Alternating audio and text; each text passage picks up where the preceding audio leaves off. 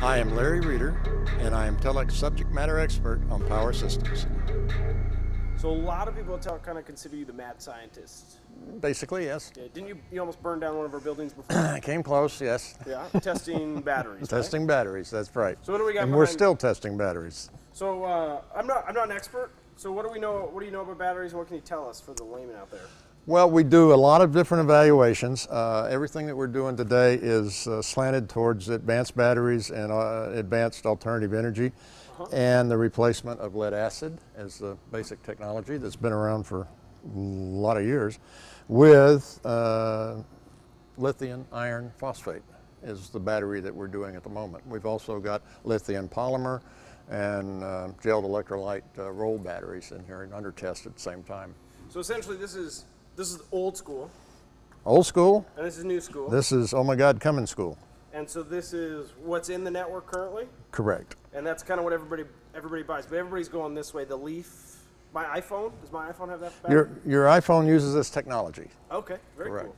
So I keep hearing clicking behind us. What's going on? Oh, this battery's under test, and what we're doing is recording a lot of data, and what you hear the clicking for is the data logger that is logging all of the data coming from all these little wires we've got stretched all over here. In this particular case, what we're doing is developing a charge algorithm to balance the battery, to balance all the cells in this battery. So mathematics.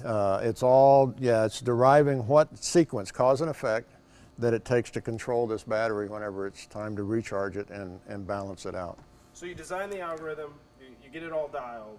What's the end benefit for the customer then? What's the goal here? In this case, it's keeping all of these cells at the right voltages means if I let them get too far out of whack, I'll have a low voltage cell, and whenever it reaches its low voltage, it shuts the whole battery off.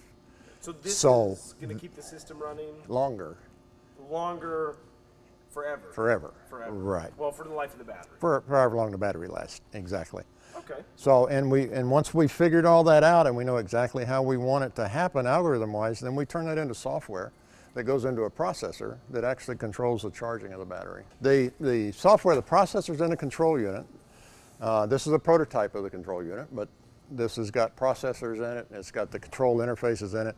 This is the actual active device piece of it that actually switches the batteries on and off of the various charge buses or charge systems.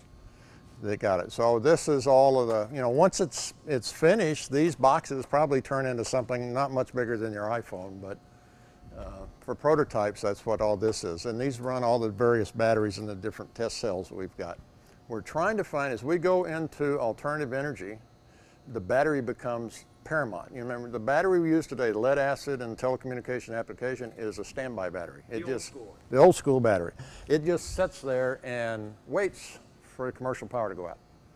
It's the only time it operates. When we go to alternative energy or off-grid, any of those technologies, the battery is active all the time. It's either being charged or being discharged constantly.